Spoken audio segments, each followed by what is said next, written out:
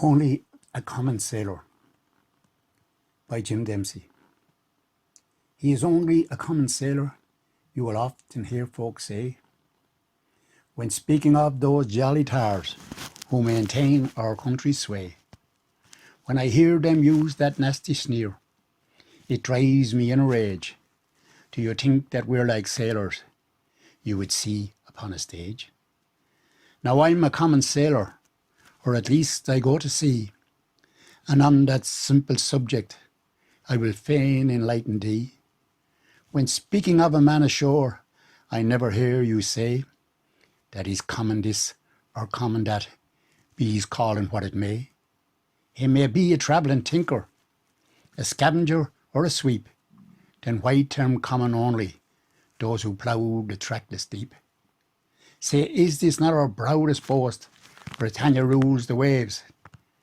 Then how can we not say that, but for sailors bold and brave? Among all nations of the earth, where would our country be, were it not for the laurels, dear ones, by your children of the sea? You were going to say not merchant men. Well, belay and close your lips, for in days of yore our merchant sailors manned those fighting ships.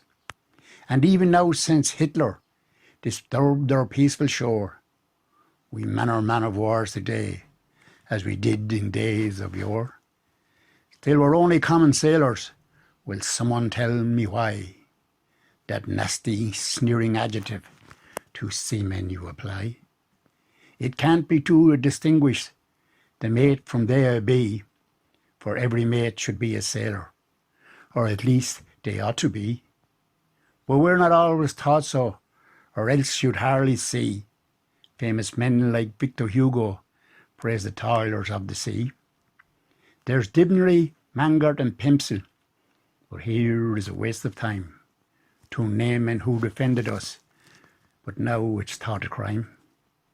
But few more men like Skipper Campbell in Parliament you'd hear a little more on sailors' rights, uncommon to the ear. Say, is this not a blot upon our country's name for them who daily risk their lives our commerce to extend, should see no brighter prospects than a workhouse in the end? Now I ask not for your pity, but reward as would our due. Respect us in proportion for the good our labours do, especially you young ladies who ought our calling bless, for foreign silks and all such stuff with which you make your dress. Now look when Merry Christmas comes, and you your pudding shape, without the spice to season it, without the sun-dried grape. For tea and all such luxuries, for these and many more, you're indebted to the sailor who seeks the foreign shore. And a word unto you mashers, you who love the fragrant weed, for you to call us common, 'tis a common thing indeed. While bringing leaves to make cigars, to decorate your face, you would never term us common, were you sometimes in our place. Do you think you'd treat it lightly, if at sea on a dirty night, you were called from your bunk to go aloft, and a gale blowing at its height, midst blinding snow and pelting rain? It would be a very uncommon thing that caught you there again. And you would never term us common, while smoking at your ease, to think upon the sleepless nights we pass upon the seas. You know we're not like other men, we're never long ashore. It does not take a sailor long to spend his hard-earned store. You cannot blame him much for this, for it's not worth his while to bank his cash and see how long it takes to make a pile. I mean enough to keep him the remainder of his life, especially if he has to keep a mother or a wife. Fast heaving there cut short the yarn. I think I hear you say, I'm in, sir, one more word and I'll be lay. I know I've taxed your patience and I've kept you here too long, so I'll humbly ask your pardon to excuse what I've said wrong. It cost me many a watch below and tired my poor dull brain. I would sooner sail down channel than tackle this again. Pen and ink and paper, it never was my line. With marlin, spike and tarpot, I would cut a better shine. I know that I'm no poet, still I've done the best I could, so please take this for what it's worth, and fancy that it's good.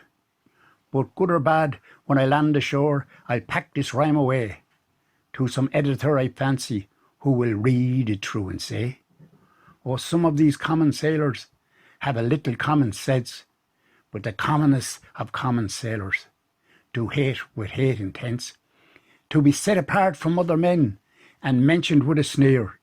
So try to call him something else, all you who listen here. And I'll ask of you a favour, if ever you hear a man this wrong expression use, rebuke him if you can. Impress on him what we went through and the dangers that we passed, and he'll apply a nicer name to the man before the mast. It's the first time that I hinted, and I hope it is my last, that folks on shore despise the man who sails before the mast. Tribute to Jim Dempsey, who wrote this poem. Well done, Jimmy Dempsey.